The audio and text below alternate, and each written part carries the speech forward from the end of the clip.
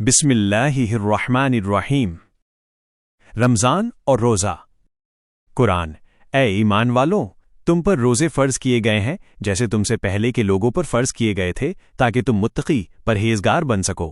سورہ البقرہ 2:183۔ قرآن: رمضان وہ مہینہ ہے جس میں قرآن نازل کیا گیا جو لوگوں کے لیے ہدایت ہے اور ہدایت کے کھلے ثبوت اور حق اور باطل کے بیچ فرق کرنے والا ہے۔ سورہ البقرہ 2:185۔ نبی کریم صلی اللہ علیہ وسلم نے فرمایا، جس نے ایمان کے ساتھ اور ثواب کی نیت سے رمضان کے روزے رکھے اس کے پچھلے تمام گناہ معاف کر دیے جاتے ہیں۔ صحیح بخاری 1901، صحیح مسلم 760۔ نبی کریم صلی اللہ علیہ وسلم نے فرمایا، اللہ تعالیٰ فرماتا ہے کہ روزہ میرے لیے ہے اور میں ہی اس کا بدلہ دوں گا۔ روزے دار اپنی اچھاؤں اور کھانے پینے کو میری وجہ سے چھوڑتا ہے۔ صحیح بخاری 1894، صحیح مسلم 1151۔ نبی کریم صلی اللہ علیہ وسلم نے فرمایا، سحری کھایا کرو کیونکہ سحری کھانے میں برکت ہے۔ صحیح بخاری 1923، صحیح مسلم 1095۔ نبی کریم صلی اللہ علیہ وسلم نے فرمایا، جنت کا ایک دروازہ ہے جسے ریان کہا جاتا ہے جس سے قیامت کے دن صرف روزے دار ہی داخل ہوں گے۔ صحیح بخاری 1896، صحیح مسلم 1152۔ زکوٰۃ۔ قرآن: اور نماز قائم کرو اور زکوٰۃ ادا کرو۔ سورہ البقرہ 243۔ نبی کریم صلی اللہ علیہ وسلم نے فرمایا، اسلام کی بنیاد 5 چیزوں پر ہے: اس بات کی گواہی دینا کہ اللہ کے سوا کوئی معبود نہیں اور محمد صلی اللہ علیہ وسلم اللہ کے رسول ہیں، نماز قائم کرنا، زکوٰۃ ادا کرنا، بیت اللہ کا حج کرنا اور رمضان کے روزے رکھنا۔ صحیح بخاری 8، صحیح مسلم 16۔ حضرت ابو ہریرہ رضی اللہ عنہ سے روایت ہے کہ نبی کریم صلی اللہ علیہ وسلم نے فرمایا، صدقہ زکوٰۃ مال کو کم نہیں کرتا۔ صحیح مسلم 2588۔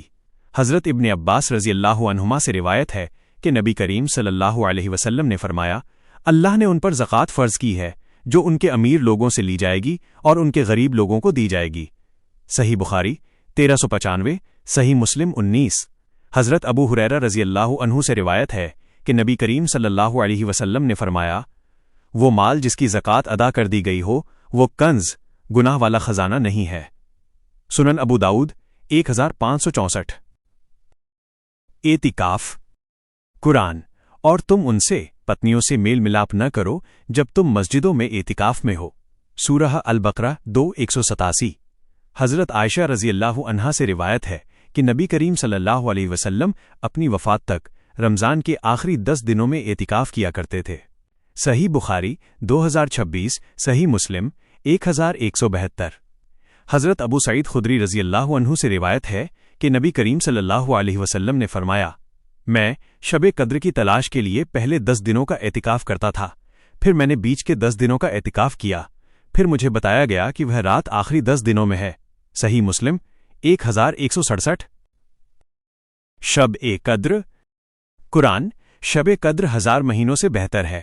سورہ القدر 97۔ حضرت عائشہ رضی اللہ عنہا سے روایت ہے کہ نبی کریم صلی اللہ علیہ وسلم نے فرمایا، رمضان کے آخری 10 دنوں کی طاق راتوں میں شب قدر کو تلاش کرو۔ صحیح بخاری 2017، صحیح مسلم 1169۔ نبی کریم صلی اللہ علیہ وسلم نے فرمایا، جس نے شب قدر میں ایمان اور ثواب کی نیت سے عبادت کی اس کے پچھلے تمام گناہ معاف کر دیے جاتے ہیں۔ صحیح بخاری 1901، صحیح مسلم 760۔ حضرت ابو ہریرہ رضی اللہ عنہ سے روایت ہے کہ نبی کریم صلی اللہ علیہ وسلم نے فرمایا، جو شخص شب قدر کی برکتوں سے محروم رہ گیا وہ گویا ہر بھلائی سے محروم رہ گیا۔ سنن ابن ماجہ 1644۔ صدقہ فطر، فطرہ۔ حضرت عبداللہ بن عمر رضی اللہ عنہما سے روایت ہے کہ نبی کریم صلی اللہ علیہ وسلم نے مسلمانوں کے ہر چھوٹے بڑے، آزاد اور غلام پر 1 سا کھجور یا 1 سا جو صدقہ فطر فرض کیا ہے۔ صحیح بخاری 1503، صحیح مسلم 984۔ حضرت ابن عباس رضی اللہ عنہما سے روایت ہے کہ نبی کریم صلی اللہ علیہ وسلم نے صدقہ فطر فرض کیا تاکہ روزوں کو بےہودہ باتوں سے پاک کیا جا سکے اور مسکینوں کو کھانے کا انتظام ہو سکے۔ سنن ابو داؤد 1609۔ عید الفطر۔ حضرت انس رضی اللہ عنہ سے روایت ہے کہ نبی کریم صلی اللہ علیہ وسلم عید الفطر کے دن صبح تب تک نہیں نکلتے تھے جب تک کہ کچھ کھجور نہ کھا لیتے۔ صحیح بخاری 913۔ حضرت نبیشہ الہدلی رضی اللہ عنہ سے روایت ہے کہ نبی کریم صلی اللہ علیہ وسلم نے فرمایا، عید کا دن کھانے پینے اور اللہ کے ذکر کا دن ہے۔ صحیح مسلم 1141۔ حضرت جابر بن عبداللہ رضی اللہ عنہ سے روایت ہے کہ نبی کریم صلی اللہ علیہ وسلم عید کے دن آنے اور جانے کے لیے راستہ بدل لیا کرتے تھے۔ صحیح بخاری 957۔ اگر آپ کو یہ جانکاری اچھی لگی ہو تو چینل کو سبسکرائب کریں، ویڈیو کو لائک کریں اور شیئر کریں۔